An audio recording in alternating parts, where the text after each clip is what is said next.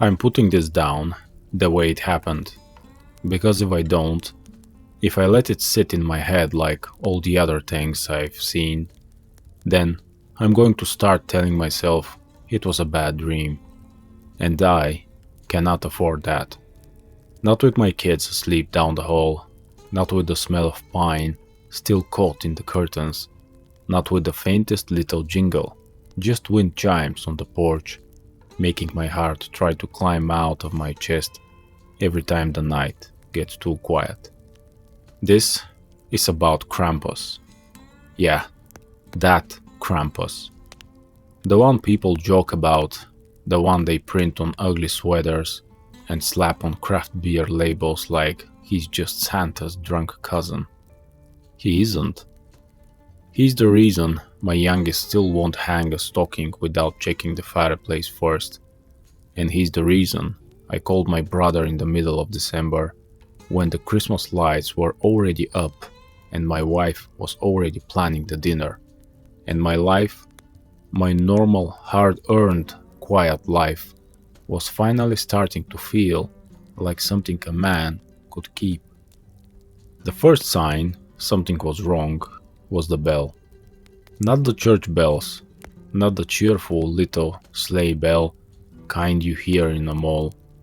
This was one heavy bell, slow and distant, like somebody swinging iron in a mine shaft. It rolled through the night in waves, muffled by snow, and it didn't belong to anything human. I heard it while I was dragging a box of ornaments down from the attic. I froze halfway down the pull-down ladder, holding a cardboard box labeled Xmas, Fragile, in black marker, and I listened. There it was again. 1, 2, then a pause, like the thing was breathing. My wife, Lisa, looked up from the living room where she was untangling string lights. "You okay?" "Yeah," I said, automatically. Habit, reflex, lie. "Did you hear that?" "Hear what?" I swallowed. "Nothing. Probably a truck. Snow does weird stuff." I carried the box into the living room and set it down carefully, because my hands were already starting to shake, and I didn't want her to see it. A normal guy hears a weird sound in winter and shrugs it off. I'm not a normal guy. I spent too many years learning the difference between wind and warning.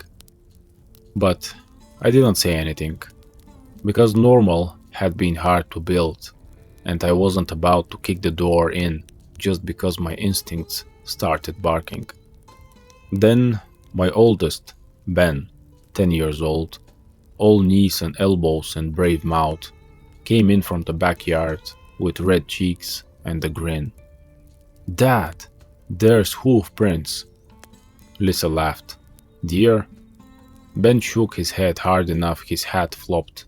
"No, like goat." My stomach went cold. "You see them?" I asked, keeping my voice even. "Yeah, by the shed, and there's, like, drag marks?" Lisa frowned. "Drag marks?" Ben shrugged, like someone pulled a sack. I took a slow breath, made myself smile and ruffled his hair. "Probably raccoons messing with the trash. We'll look in the morning." Ben accepted that because he's a kid and because he still believed, at that point, that the world mostly made sense. Lisa went back to the lights. I went to the kitchen, opened the drawer where we kept batteries and junk, and pulled out the only thing in there that didn't belong. A small silver flask, scratched and old, with a faint smell of salt that never fully left it. There are pieces of your old life that don't let you throw them away. They sit in drawers like landmines, waiting. I unscrewed the cap and took a small sip. It burned like confession. Then, because I couldn't help myself, I stepped to the back window and looked out over the yard. Snow covered everything smooth and innocent. The shed squatted at the far end like a dark thought. The woods behind our property line stood thick and still. And for a second, just a second, I thought I saw something tall between the trees. Not a deer, not a man. Something with shoulders too high, head too low, and a shape that didn't belong in any children's book. I blinked. It was gone. That's the thing about monsters. They don't always announce themselves with claws and screams. Sometimes they just stand at the edge of your life and see if you notice. The next day, the first kid went missing. Not mine. Yet. It happened 2 towns over. Marybrook, a place that sounded like it was built for Hallmark movies. They did a Christmas parade every year, had a town square with a big tree, and a Santa who was the same retired firefighter for the last 15 years. The missing kid was 8. Name was Tyler Caldwell. He'd been outside building a snowman in his front yard while his mom made hot chocolate. Mom stepped away for maybe 3 minutes, stirring, grabbing marshmallows, something normal. When she came back to the window, Tyler was gone. No tracks leading away from the yard.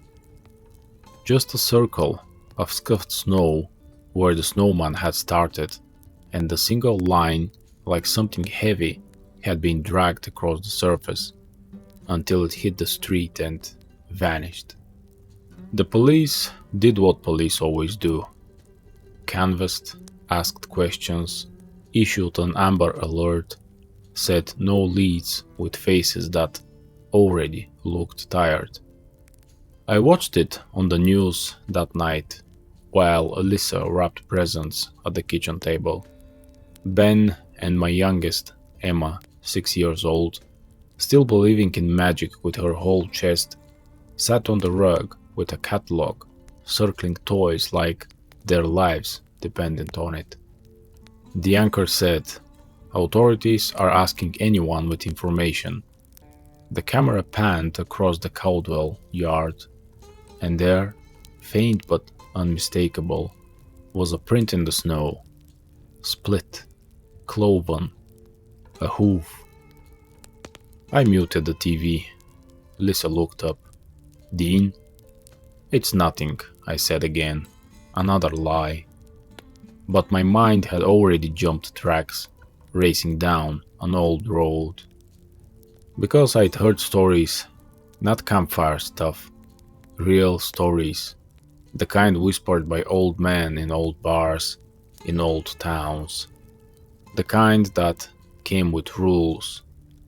Don't leave your boots by the door, don't whistle at night, don't let the children misbehave too close to Christmas, don't hang bells outside unless you want them answered. That kind of rules people laughed at until they didn't. I sat there, staring at the dark TV screen, and I felt something I hadn't felt in a long time. That old itch, that old gravity, the sense that the universe had noticed I was happy and decided to correct the mistake. I waited until Lisa took the kids upstairs for baths and bedtime. I waited until the house got quiet enough that I could hear the fridge hum. Then I pulled out my phone, scrolled to a number I hadn't called in months, and I hit dial. Sam answered on the third ring, voice sleepy. "Dean, you know what time it is?" "Yeah," I said. "We got a problem." A pause. Sam's voice sharpened. "What kind of problem?" "The kind with hooves." Silence again, longer this time. Then, "Where?" I told him. And as I did, that heavy bell sounded outside, far away, down the line of the woods, one slow toll that made every hair on my arms stand up. Sam heard it through the phone. I knew he did because he went quiet, and when he spoke again, his voice had that edge. "That's not a truck," he said. "No," I agreed. "It isn't." Sam exhaled. "I'll be there by morning." I should have felt relief. Instead, I felt dread. Because if I needed Sam, it meant things were already bad. And if the thing we were dealing with was what my gut said it was, then it wasn't hunting deer. It was hunting kids.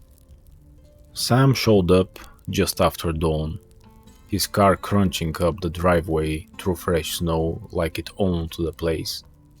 He got out, wearing a worn coat, boots, and that look he always had when he was trying to pretend we weren't walking back into hell. He hugged Lisa, careful, polite, familiar enough to feel like family, distant enough not to stir old ghosts.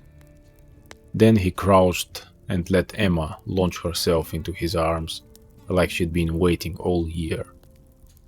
Ben tried to play it cool, but I saw his eyes brighten. My brother had that effect. Sam was the kind of guy kids believed could fix anything. They didn't know how often he'd tried and failed.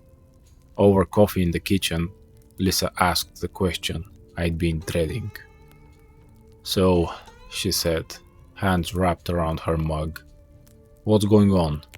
You don't call Sam out here because you miss him." Sam glanced at me.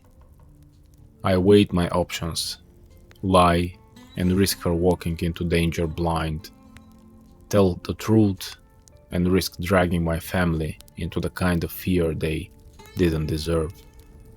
In the end, I did what I've done my whole life. I split the difference. "Missing kid," I said, 2 towns over, and I saw something in the woods. Lisa's mouth tightened.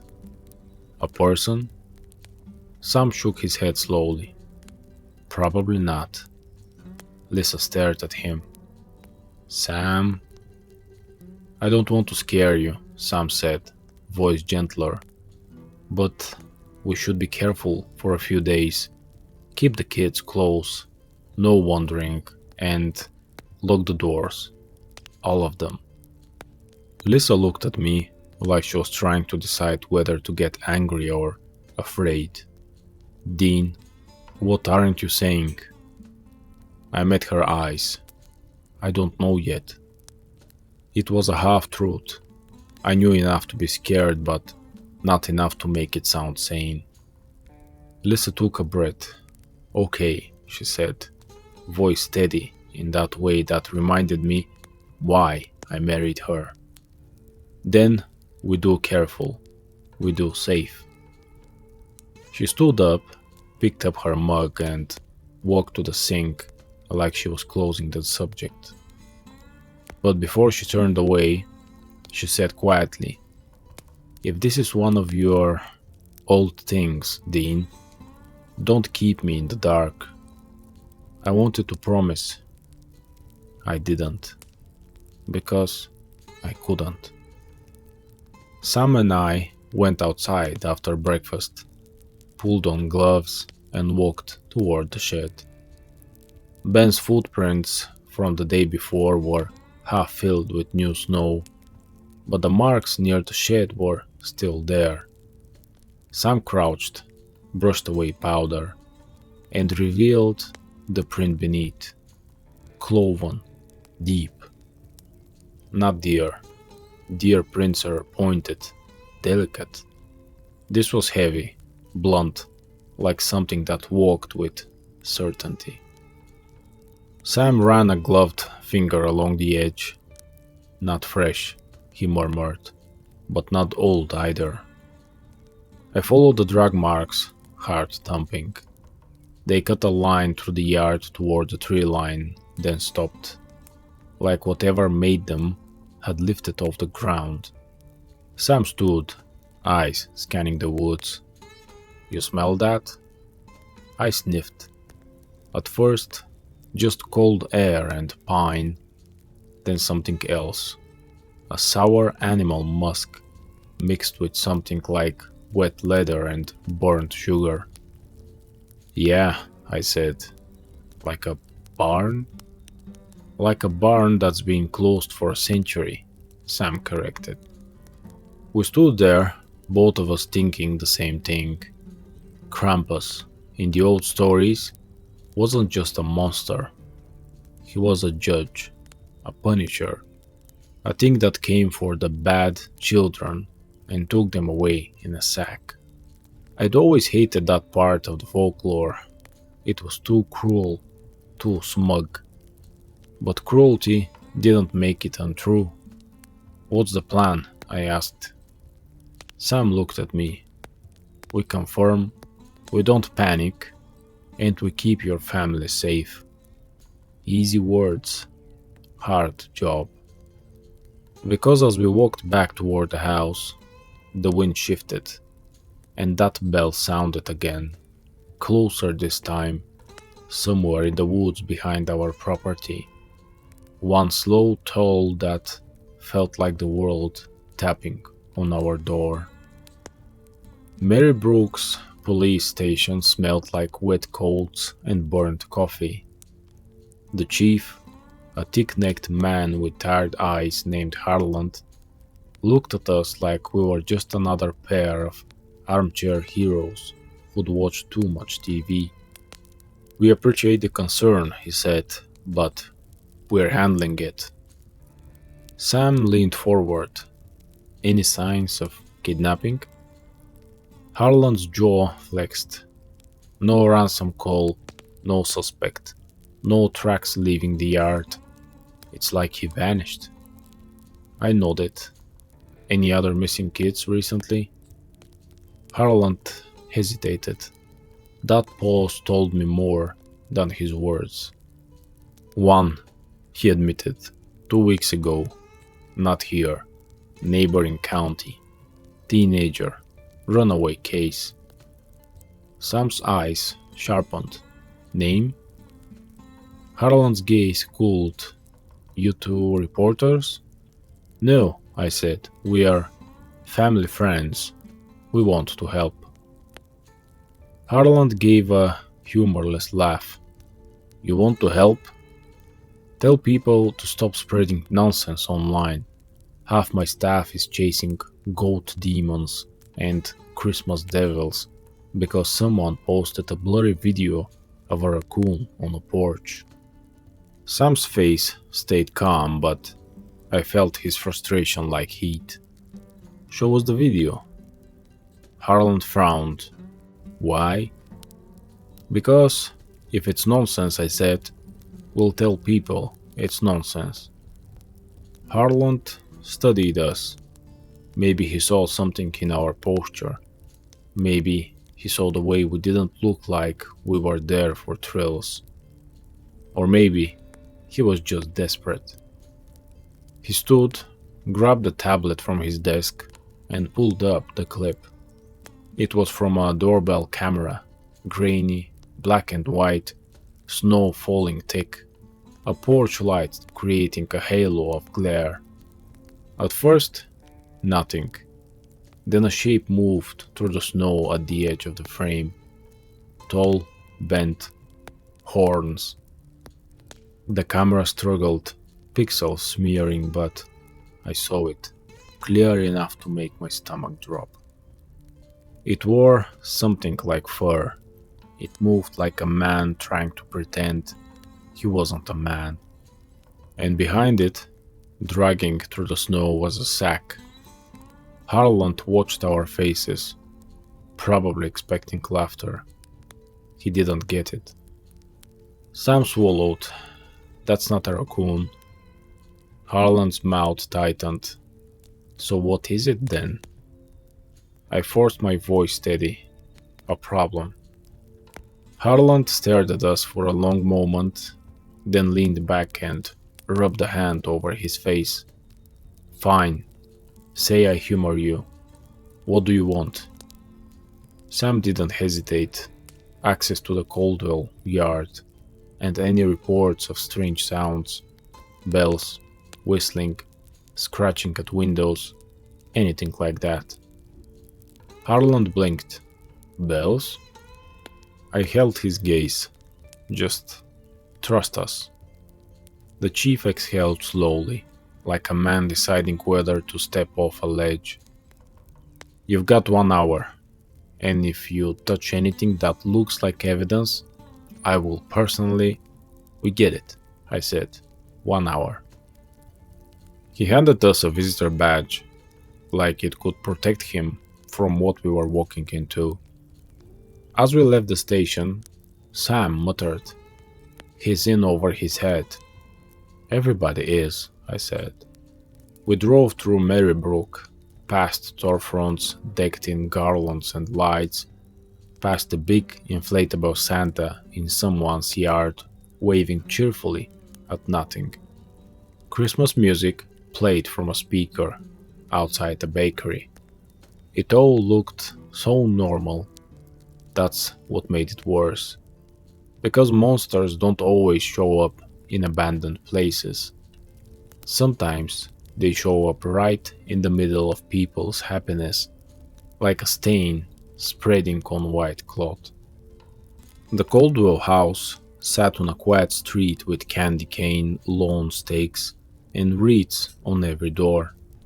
Tyler's snowman was half built in the yard, a sad lump with a carrot lying in the snow, like it had been dropped mid-laugh. Police tape fluttered, bright against the white. Sam and I walked the perimeter first, eyes scanning for anything out of place. Then we stepped into the yard. The air felt different. Not colder, not warmer, heavier, like the space itself remembered something. Sam crouched near the circle of scuffed snow and pulled out a small pouch from his coat. He sprinkled something dark, ash mixed with salt, onto the ground, then whispered a few words under his breath. I didn't ask. Sam had gotten more methodical over the years, more research, less instinct. The ash didn't move, but the salt trembled like something unseen had breathed on it. Sam's eyes met mine. "Yeah," he said quietly. "It's here." I swallowed. What kind of here? Sam's gaze went distant. Not a ghost, not a demon. At least not the kind we've dealt with. He looked at the drag marks leading toward the street. It's like a trackless track. I followed his gaze. The drag line was real, a shallow groove in the snow that ended abruptly at the curb. No continuation, no vehicle marks, just gone. Sam stood and walked to the curb, then looked up at the row of houses. Every house had lights, every house had decorations, every house looked warm and safe. And then I saw it. Across the street, on a porch railing beneath a string of lights, hung a single bundle of sticks tied with twine. A birch rod. My mouth went dry. "Sam," I said, voice low. He followed my line of sight. His face tightened. "A switch?" "Yeah," I said, "for discipline." In the old traditions, Saint Nicholas rewarded the good kids. Krampus punished the bad ones, sometimes with the switch, sometimes worse. The porch belonged to an elderly couple. They weren't home. Their driveway was empty. The birch rod wasn't there as decoration. It was there as a message, a warning, or a receipt. Sam crossed the street, careful not to disturb the snow more than necessary. He reached up, touched the bundle lightly, and hissed like he'd touched a hot pan. "What?" I said. He held up his fingers, blackened, like soot but oily. "Not normal," he muttered. I stared at the bundle and I felt the shape of the truth forming. This thing wasn't random. It wasn't snatching kids because it was hungry. It was snatching them because it believed it had the right. Like a tradition given teeth. Sam stepped back, scanning the street. "We need to know why it chose Tyler." "Bad kid?" in quotations, I said, hating the words even as I said them. Sam's jaw clenched. "He's 8. "Yeah," I snapped. "And no 80-year-old deserves—" "I know," Sam cut in, his voice softened. "I know. That's why we stop it." We returned to the Caldwell yard and finished our hour without finding more physical evidence. But as we walked back to the car, I felt eyes on me, heavy, patient. I looked toward the tree line at the far end of the street, where the neighborhood ended and woods began. There was a shape between the trunks, tall, dark, and for just a heartbeat, I saw the curve of horns against the pale sky. Then it stepped back into shadow, and the bell sounded, one slow toll, like laughter swallowed in snow. Back home, Lisa tried to keep things normal. She had to. That's what moms do. Keep the ship steady while the sea gets ugly. She baked cookies with the kids. She put on a Christmas movie. She made hot cocoa with whipped cream and little red sprinkles. She even got Ben to stop sulking long enough to hang ornaments without acting like the world was ending. But I saw it in her eyes, the way she glanced at windows when the wind picked up, the way she flinched when the house creaked. She didn't know what it was, but she knew something was wrong. Sam and I set up a plan without saying the scary words in front of the kids. We checked every door and window. We put fresh salt lines along every threshold, like we were seasoning a steak. I hung iron horseshoes above the back door and the fireplace. Old protection, old rules. Sam carved small symbols into a couple of wooden blocks and tucked them under the kids' beds. Lisa watched all of it, arms crossed. "You're not telling me everything." I met her gaze. "I'm telling you enough." "That's not an answer." "No," I said. "It isn't." We stood there in the kitchen, the house smelling like cinnamon and sugar, like a normal Christmas. I wanted to hold on to that smell forever.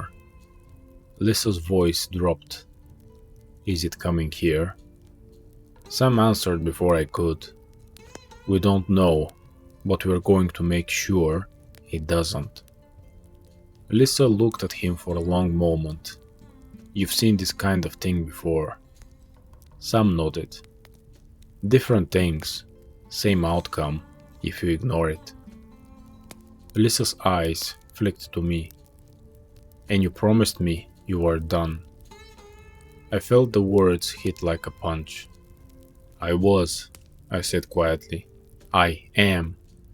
But I can't, Lisa. I can't pretend this isn't real." She stared at me and I saw fear fight with anger, fight with love. Then she nodded once, sharp. "Fine. Then you do what you need to do. But you don't do it alone. And you don't make me the last person to know." I swallowed. "Okay." It was the closest thing to a promise I could manage. That night, The wind howled harder than it should have.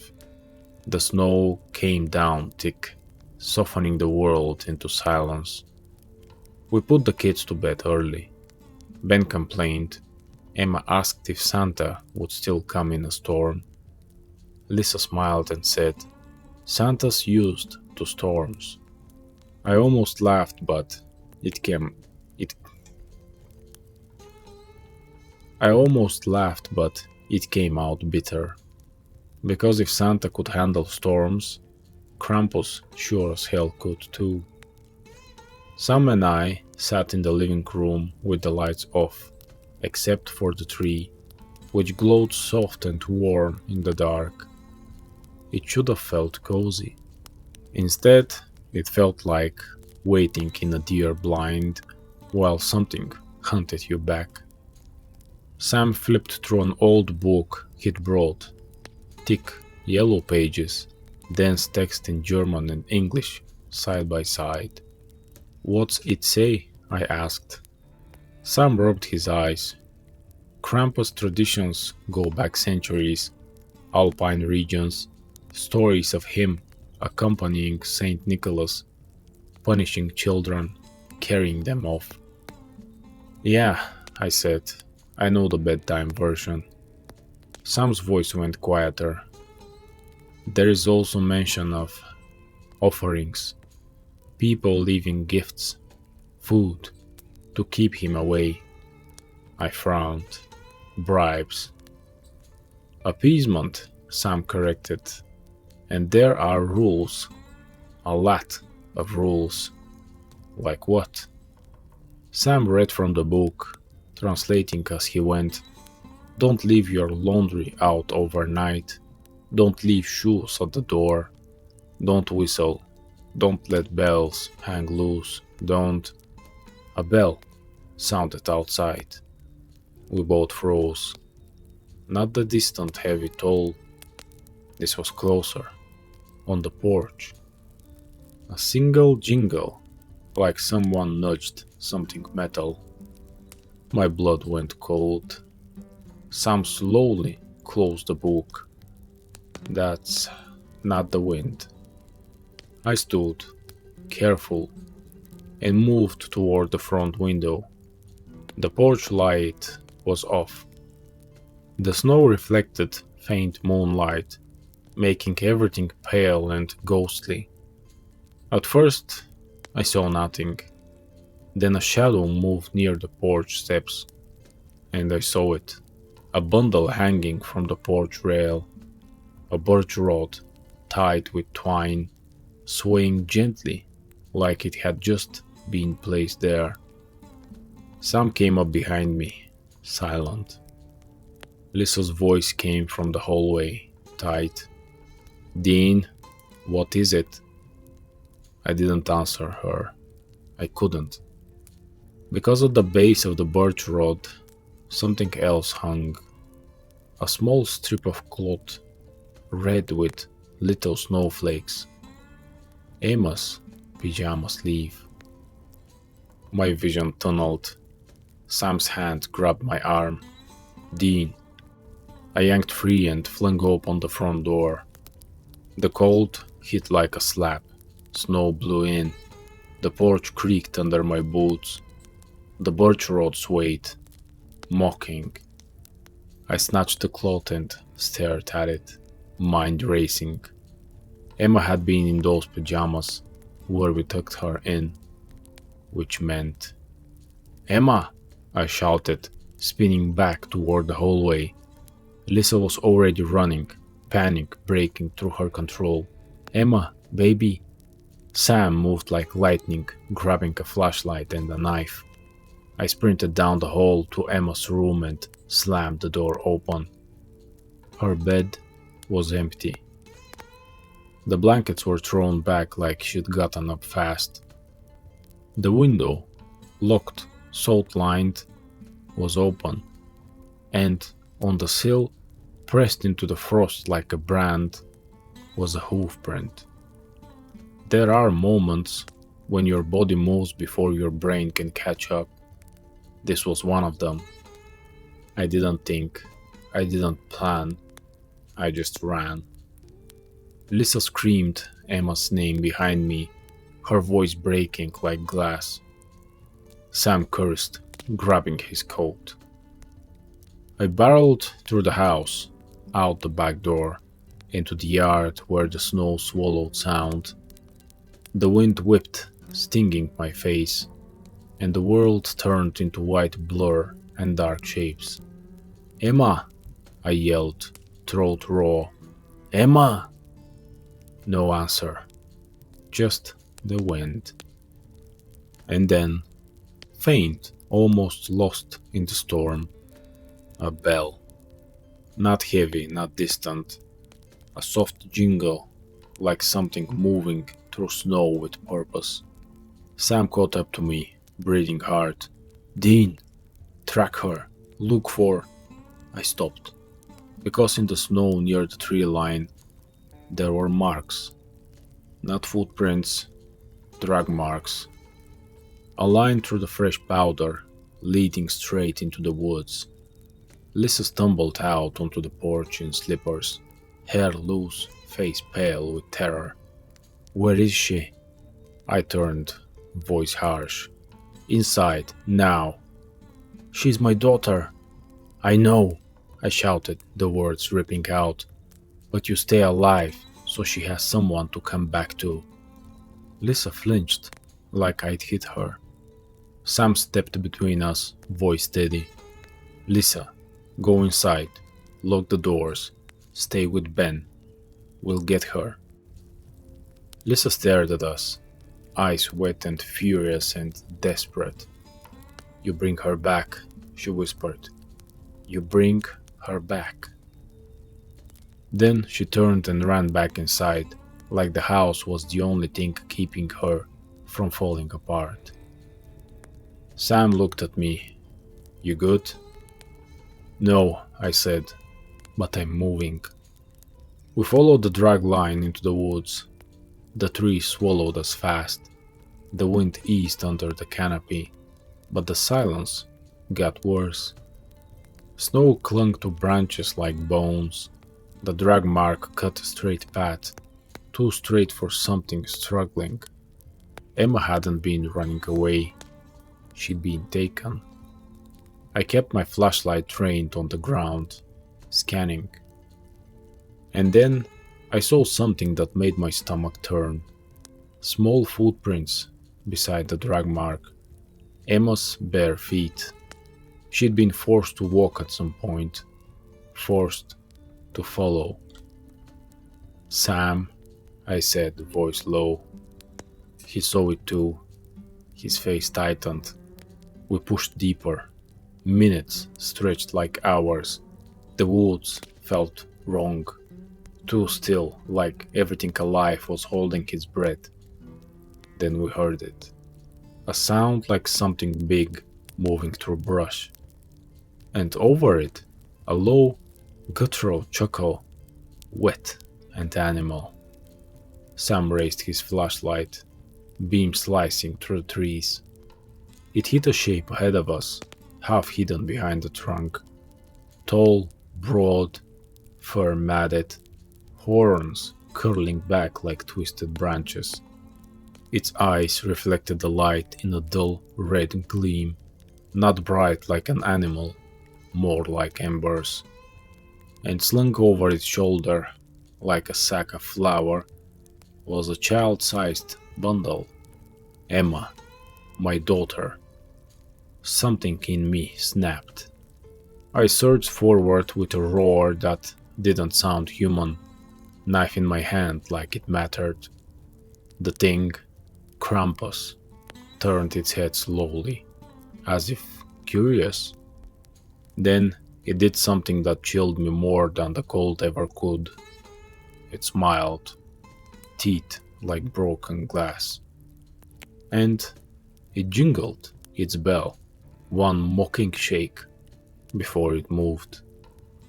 It didn't run like an animal. It lunged like a man who knew the woods belonged to him. Sam shouted something behind me, my name, a warning, but I was already too close. Krampus swung its free hand, and the chain whipped out from under its fur coat like a snake. The chain wrapped around my wrist, yanking hard enough to make my shoulder scream. I stumbled, but I didn't fall. I pulled back, muscles straining, trying to drag the thing toward me. Krampus laughed, deep, wet, and jerked again, hauling me forward like I weighed nothing. Sam slammed into its side, swinging an iron crowbar he must have grabbed from the garage. The iron connected with a dull thunk. Krampus snarled, a sound like a goat choking, and backhanded Sam into a tree.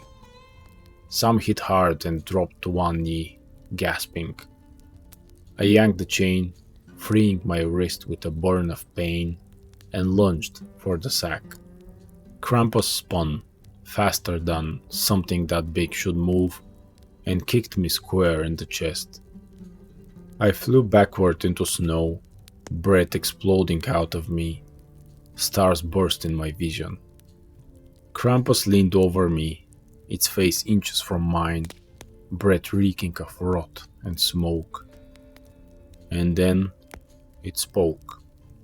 Not in a growl, not in animal voice, in a voice like gravel in a church.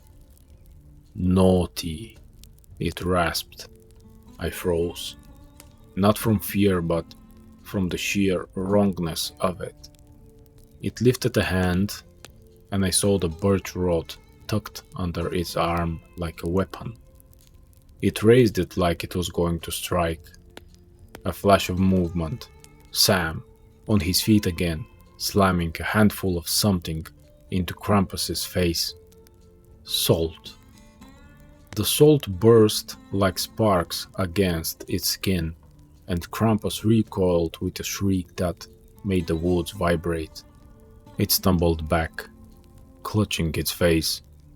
I scrambled up, lungs burning, and ran for the sack again. I grabbed it, tore it open. Emma was inside, eyes wide, face streaked with tears, gagged with a strip of cloth. "Daddy?" she muffled, voice tiny and terrified. I yanked the gag free. "I've got you. I've got you." Sam limped over, eyes scanning the trees. "Dean, we have to..." Krampus recovered fast. It slammed its chain into the ground like a whip, and the earth answered. The snow beneath our feet cracked, not like ice, but like something hollow breaking. A pit opened, dark, yawning, impossibly deep, and the cold wind blasted out that smelled like damp stone and old blood.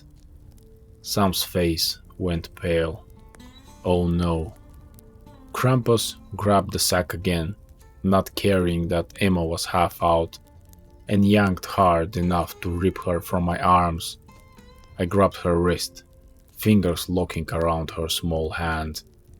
For a second, it was a tug of war over my child. Krampus pulled. I pulled back with everything I had. Emma screamed. Sam lunged, grabbing the chain and wrapping it around his forearm like an anchor. "Dean!" Sam shouted through gritted teeth. "Pull her! Now!" I braced my boots, dug into the snow, and hauled. My shoulders screamed, my fingers went numb. Krampus snarled, horns dipping, muscles bunching. And then it did something smart, something mean. It stopped pulling. I stumbled forward, off balance, and Krampus slammed the birch rod into my ribs. Pain exploded. I gasped. Emma's hand slipped in my grip. "No!" I screamed, grabbing for her. Too late. Krampus yanked her fully back into the sack and pivoted toward the open pit. Sam threw himself forward, grabbing the sack strap. Krampus dragged him like a rag doll toward the darkness. Sam dug his heels in, screaming with effort. "Dean!" Do something! I forced my body to move through the pain, stumbling forward, grabbing the nearest thing I could, an old branch, half buried in snow.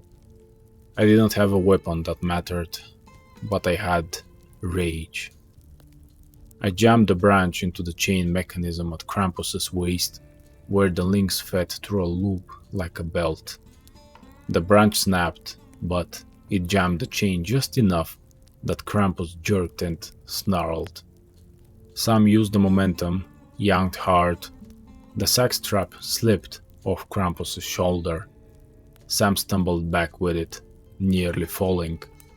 Krampus lunged for the sack, and I tackled it.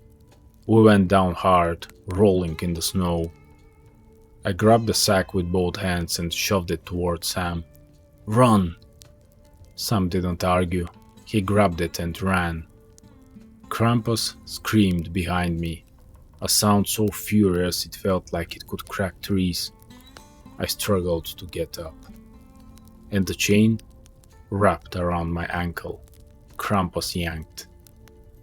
I hit the ground and slid toward the pit, snow spraying.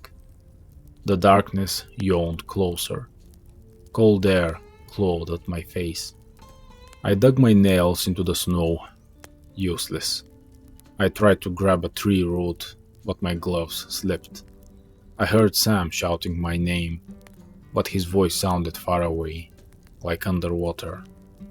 Krampus's breath hit the back of my neck, hot and rotten. It leaned close and whispered, voice dripping satisfaction. 1 for 1. And then it pulled again. I slid to the lip of the pit, the edge crumbling under my weight. The darkness below seemed to move like it was alive. I saw flashes, shadows, twisted faces, small hands reaching upward. Kids. So many kids. My stomach dropped. I was about to join them. Then something slammed into the chain with a metallic ring. Sam, back again. Lunatic brave, had wrapped the chain around the tree and locked it with an iron hook from his coat. He yanked it tight, anchoring me inches from the pit. The chain went taut. Krampus snarled, jerking. Sam planted his feet and shouted, "Dean, cut it!" I fumbled for my knife with shaking hands, breath coming in panicked gasps. The chain was thick, but the leather strap feeding through Krampus's belt wasn't. I saw it, a loop of worn leather, old as sin. I slashed, once, nothing. Twice, the leather split. The chain snapped free from my ankle, whipping back like an angry snake. I scrambled backward, dragging myself away from the pit. Krampus howled, jerking the chain uselessly. Sam grabbed my coat collar and hauled me to my feet. Move! We ran. Behind us, Krampus roared and the pit began to close with a sound like a throat swallowing. The last thing I saw before the darkness sealed was a small hand reaching up, fingernails broken, skin grey, before it vanished.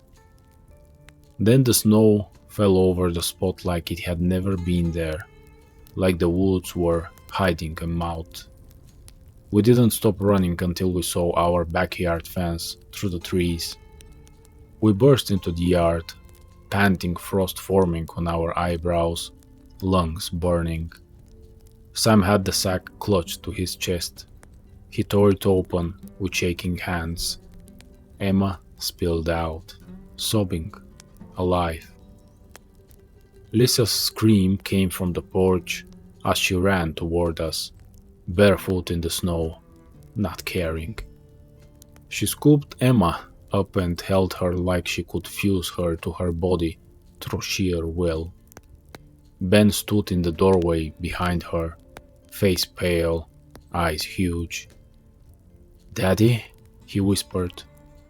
I tried to answer, but my ribs hurt so much, and my throat was full of something like grief, because I knew this wasn't over. Not yet. Emma slept in our bed that night, wedged behind Lisa and me like a living promise. Lisa didn't let go of her, not even when she dozed off. Sam sat in the living room with me, both of us nursing coffee we didn't need. The house was quiet, but it didn't feel safe. Not really. Not after you've looked into a pit full of stolen children. Lisa had demanded the truth after Emma calmed down enough to speak. Emma's memory came in fragments, like her mind couldn't hold the whole thing without breaking. She said she'd woken up to a sound at her window, a soft scratching, like branches. She'd sat up, and there had been a shadow on the wall, shaped like horns. Then a voice, low and kind in a fake way, whispering, "Come see." She didn't remember opening the window. She only remembered being outside, feet freezing, and hearing bells. She remembered the sack, the smell, the laughter. She remembered seeing other kids, older, younger, standing in line in the woods, faces blank like dolls. And she remembered one thing clearly. There was a man, she whispered, voice trembling. Not Daddy, not Uncle Sam. A man in a red coat, but he didn't have a face. My stomach clenched. Sam frowned. A faceless man in red. I stared at the Christmas tree in the corner, lights twinkling like nothing was wrong. Saint Nicholas, I murmured. Sam's eyes widened slightly. Or something, wearing the role. That's when the shape of the problem sharpened. Krampus didn't show up alone in the oldest stories. He came with Saint Nicholas. Reward and punishment. Good cop and bad cop. If Krampus was here, maybe the other half of the tradition was too. And if that other half was twisted, then we were dealing with something bigger than a monster in the woods. We spent the next day researching like maniacs. Sam had old texts, folklore references, accounts from villages in Austria and Bavaria and Germany, stories of Krampusnacht, of possessions, of bells and chains and switches. One thing kept showing up. You don't kill Krampus like an animal. You bind him, you banish him, you break the contract. A contract? I asked. Sam tapped the book. A tradition is a kind of agreement. People fear him, they respect the rule, they keep him in his lane. But if someone invited him, fed him, strengthened him, I thought of the birch rod on the porch, the hoofprints in our yard, the bell answering our own harmless decorations.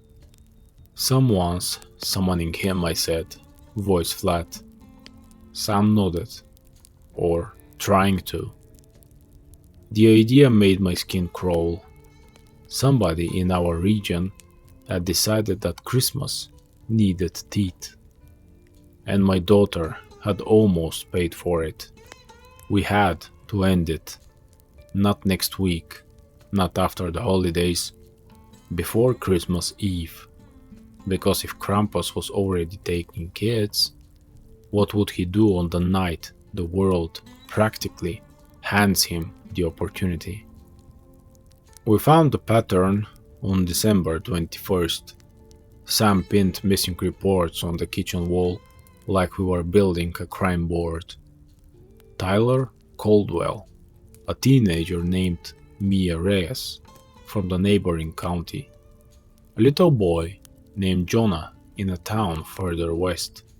Different towns, same week, same conditions. Snow, near dusk, parents distracted for minutes, no tracks leading away, just drag marks that vanished. And always, always, bells. We mapped it.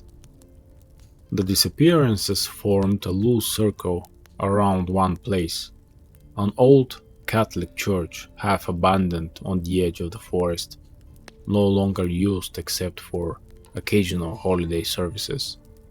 The locals called it St. Bridget's, built by immigrants decades ago.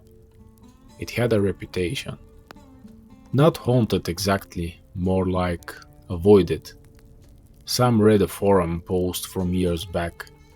My grandpa said they used to do Krampus stuff there, like weird old country rituals. Don't go at night. I stared at the screen. Rituals. Sam nodded grimly. If someone's feeding this tradition, a church makes sense. Sacred space, old prayers, old fear. Lisa walked in mid-conversation, arms crossed. You're going there. It wasn't a question. I looked at her. Yeah. She swallowed, jaw tight. Then, I'm coming. No, I said immediately. Dean, she snapped, voice low so the kids wouldn't hear. He took our daughter from her bed. You don't get to tell me to sit in the kitchen and hope. Sam held up his hands. Lisa's eyes flashed. No, I want to know what you're doing. I want to see it, because I'm not living in a house with secrets and salt lines like it's normal. I wanted to argue. I wanted to protect her by keeping her away. But protection isn't always distance. Sometimes it's honesty. Fine, I said, voice rough. But you stay in the car. You don't leave it. You hear me? Lisa held my gaze. Bring my daughter home from this, all of you. Sam nodded. That's the plan. So that night, with Ben staying at a neighbor's and Emma sleeping in our bed again, we drove towards St. Bridget's. Snow fell steady. The road was slick. The trees leaned in like listeners. The church appeared through the storm like a dark ship. Old stone, tall steeple, windows like dead eyes. And hanging from the eaves, despite the storm, were bells. Dozens of them. Small, tarnished bells, swaying and jingling softly without wind. My throat went dry. That's not decoration, Sam murmured. Lisa in the back seat whispered, Dear God. We parked at the edge of the lot, lights off. The churchyard was blanketed in snow, but I saw tracks, hoof prints, deep and heavy, leading to the side door, and alongside them, smaller footprints. Children. My stomach clenched. Sam loaded a shotgun, rock salt rounds, iron slugs, whatever might buy us time. I checked my knife, my lighter, the pouch of salt. We stepped out into the cold. The bells jingled like laughter. Lisa stayed in the car, hands white-knuckled on her phone like it was a weapon. Sam and I approached the side door. It was ajar. Warm air breathed out, smelling of incense and something animal. Sam whispered, Ready? I nodded, and we went in. Inside, the church was dim, lit by candles scattered along pews like someone had prepared for a service that didn't involve human worship. The altar at the front had been stripped of its usual cloth. Instead, it was draped in dark fur. And carved into the stone floor in front of it was a circle, etched deep, filled with ash and wax and something darker. A ritual circle. The bells hanging from the ceiling swayed gently, though there was no breeze. And then we heard the sound that made my blood turn to ice. Child crying, soft, muffled, coming from behind the altar. Sam moved forward, careful. I followed, every sense screaming. We rounded the altar, and there they were. 3 kids, huddled together, wrists bound with twine, mouths gagged, eyes wide with terror. Tyler Caldwell was one of them. I recognized him from the news. A girl, maybe Mia, and a younger boy. They looked half frozen, cheeks streaked with tears. Sam crouched, whispering, "Hey, we are here to help." Tyler's eyes looked on us like we were angels or ghosts. I reached for the knots, and the church door slammed shut behind us with a booming thud that shook dust from the rafters. The candles flickered, the air thickened, and from the shadows near the back pews, a voice like gravel and smoke said, "Late." I turned slowly. Krampus stepped into the candlelight. He looked even worse up close. Fur matted with ice, horns like twisted roots. A face, half goat, half man. Oh, wrong. Chains wrapped around his torso like jewelry. In one hand, the birch rod. In the other, a bell that dangled heavy and cruel. But he wasn't alone. Behind him, moving like a shadow in red, was a tall figure in an old-fashioned coat and hat. The coat was deep crimson, trimmed in white, but the white looked like frost, not fur, and where his face should have been was nothing. A smooth, pale blank, like someone had wiped it away. My stomach dropped. Sam whispered, "Saint?" "Not a saint," I hissed. The faceless figure tilted his head, as if amused by our fear. Then, impossibly, a voice came from where a mouth should have been. Calm, cold, gentle in a way that made my skin crawl. "You have come to bargain," it said. Krampus jingled his bell once. The children flinched. I stood slowly, putting myself between the monsters and the kids. "We are taking them." The faceless figure's head tilted again. "And what will you give?" Sam's voice was tight. "They are children." "All are children," the thing said softly. "Some simply grow older." Krampus stepped forward, chain dragging, and the sound made my teeth ache. "Naughty," Krampus rasped again, savoring it. I felt rage flare. "You don't get to judge my family." The faceless figure glided closer without seeming to walk, candlelight sliding off its red coat. "Your family is why we are here," it said.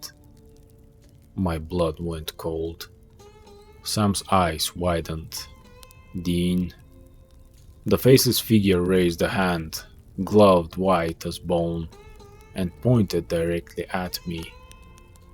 "You carry old sins, Dean Winchester. Old violence, old bargains. You do not escape tradition." I didn't know how it knew my name, but monsters have ways. A child was taken, it continued, and returned. This is not how the story ends. Krampus jingled again, eager, and I understood then. This wasn't just about bad kids. This was about payment. Krampus had been given permission to take by fear, by tradition, by someone feeding him. And now that he'd been denied once, he wanted balance. One for one, I whispered, remembering. Sam's jaw clenched. No. The faceless figure's voice turned almost kind. We can be fair. It gestured toward the bound children. Take them, leave one. My heart hammered. No. Krampus snarled, chain rattling. The faceless figure's voice stayed calm. Then leave too. Sam raised his shotgun. Back off.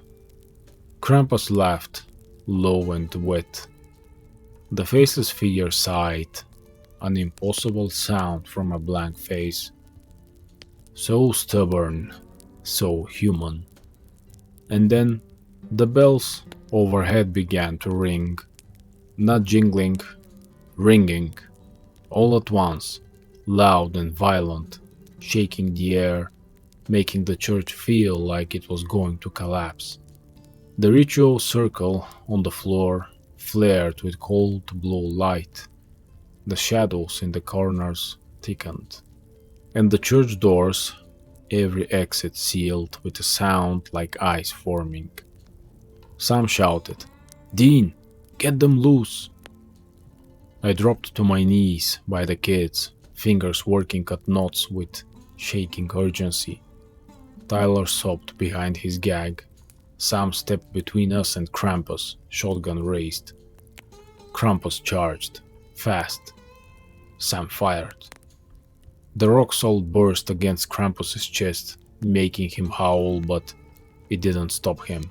Krampus slammed into Sam like a truck, sending him crashing into pews. Wood splintered. Sam groaned, struggling to rise. I ripped the twine off Tyler's wrists, yanked his gag free. "Run," I hissed, "when I say." Tyler nodded, terrified. I freed the girl next, Mia, then the younger boy. Behind me, Krampus roared as Sam landed an iron blow to its jaw. The faceless figure stood still, watching like a judge at a trial. "Violence," it murmured. "Always violence with you." I snarled, "Shut up." The faceless figure turned its blank face toward me. "Do you know why old stories survive?"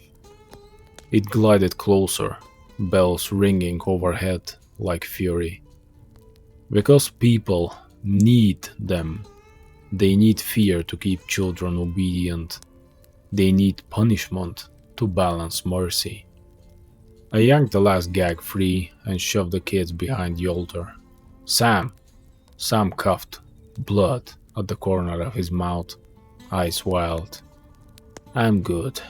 Krampus grabbed Sam by the coat and lifted him off the ground. Sam kicked, struggling. Krampus swung him like a doll and slammed him against the altar stone. Sam went limp for a heartbeat. My vision blurred with rage. I grabbed a candle from the altar, flames licking, and then I saw it. A bundle of dried herbs tucked into the fur cloth. Sam had been right. Offerings, appeasement, fuel. Someone had been feeding this thing, strengthening it with old rituals. I ripped the fur cloth off the altar and tossed it into the ritual circle. The blue light flared brighter, angry. The faceless figure's head snapped toward me. "No," it whispered, the first crack of emotion. I grabbed another candle and shoved it into the fur. Fire caught fast. Fur and wax and dried herbs going up like tinder. Krampus roared, dropping Sam and lunging toward the circle like it needed it. The bells screamed louder. The faceless figure glided forward, hand outstretched. Stop! I stepped between it and the circle, holding the burning candle like a dagger. You want tradition? Here's one. Fire cleanses. The faceless figure tilted its head. You would burn a church? I'll burn the whole damn world if my kid's on the line, I spat. And I meant it. The fire spread across the ritual circle, eating the ash lines, destroying the shape. The blue light flickered, unstable. Krampus shrieked. Not anger this time, but pain. The chain around his torso rattled wildly, like it was trying to pull him somewhere. The faceless figure's voice went sharp. You break the contract. Good, I growled. Let it break. Sam, staggering to his feet, grabbed the kids. Now, move! I grabbed Tyler and shoved him toward the side aisle. Go, out, run to the car. Mia stumbled, clutching the younger boy's hand. They ran as fast as they could through the chaos, but the doors were still sealed. The faceless figure raised its hand, and if to close the world around us, and then Lissa's voice screamed from outside, muffled through stone. Dean! A sharp cracking sound. Gunfire. Lissa had a gun. I'd told her years ago, just in case. The church's stained glass window exploded inward, snow and glass flying. Cold air rushed in like salvation. Lissa stood outside, eyes wild, holding my old shotgun like she'd been born with it. Go! She screamed. Sam grabbed the kids and shoved them through the broken window one by one. I turned to help, and Krampus laughed at me, chain whipping out. It wrapped around my torso, crushing my ribs. Krampus yanked me toward the burning circle. The heat blasted my face. The bells rang like madness. Sam shouted, Dean! I struggled, gasping, trying to pry the chain away. Krampus leaned close, eyes amber red, breath hot. One for one, it rasped again, delighted. It pulled me toward the flames, toward the pit I could feel opening beneath the circle, like a mouth returning. And then a small hand grabbed mine. Emma. She was there, somehow, standing in the broken window frame, face tear-streaked, eyes fierce. Daddy, she screamed, reaching for me. No, I shouted. Get back. Lissa grabbed Emma around the waist, pulling her away. Emma, no. But Emma kept reaching, fingers stretching. And that tiny act, my daughter refusing to let me go, hit something in me deeper than fear.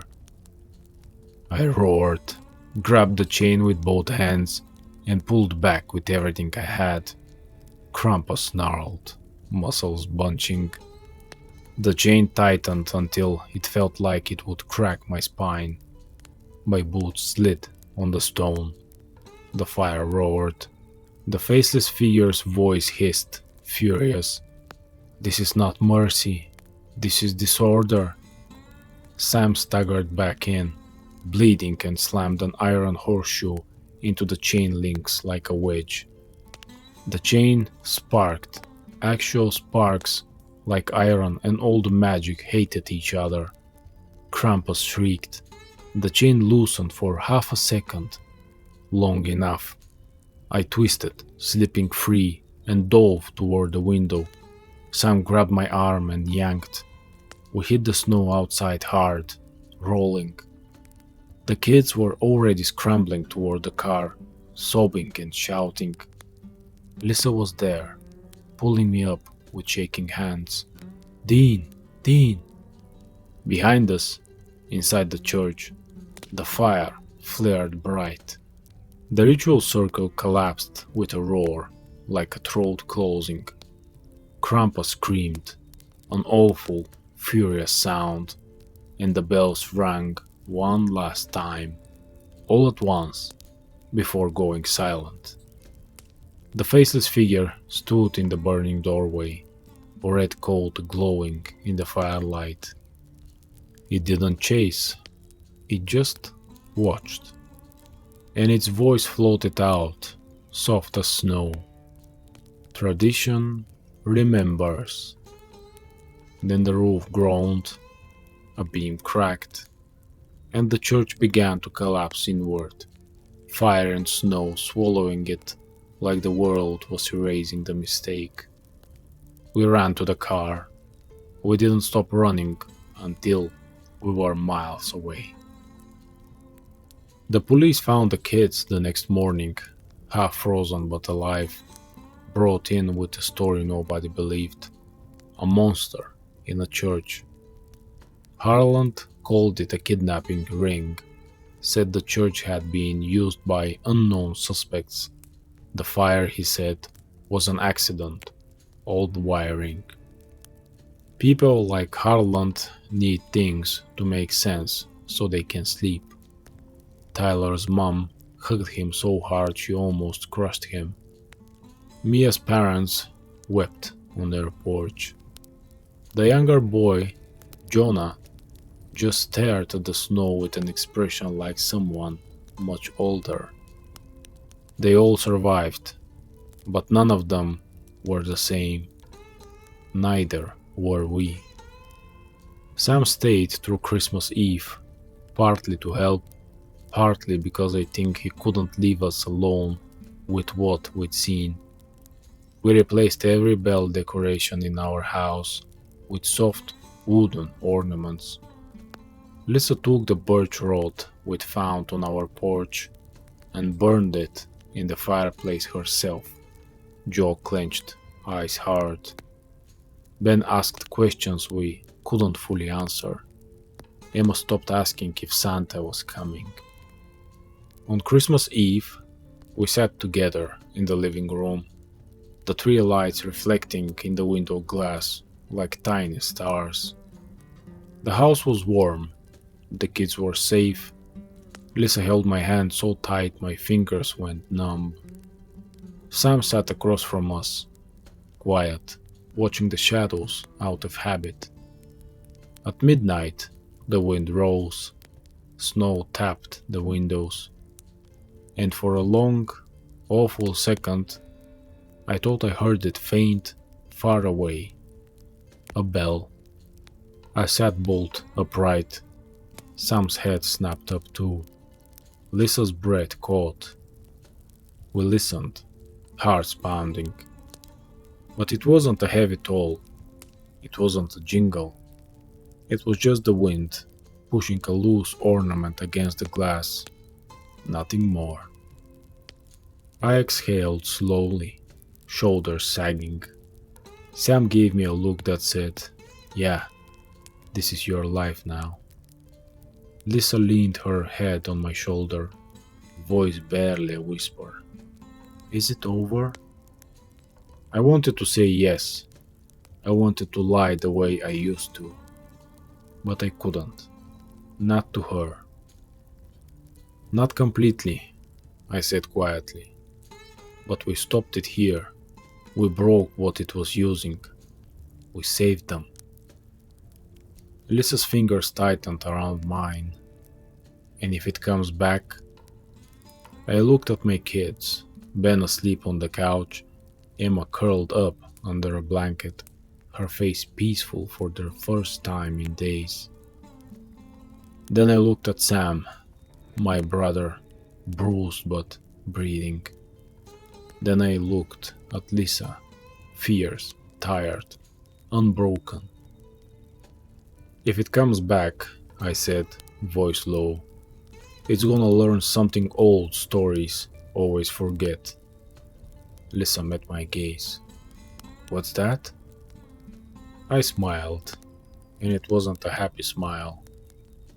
That families don't pay debts they didn't agree to. Snow snorted softly. Amen. We sat there until morning, letting the night pass over us. And when dawn finally came, pale and clean over fresh snow, we made pancakes, and we opened presents, and we played Christmas music like we were daring the world to steal our joy. We celebrated, we laughed, we held each other, but none of us ever hung bells again. And every December, when the snow gets thick and the woods go quiet, I still catch myself listening for that heavy toll in the distance. Because tradition remembers, and so do I.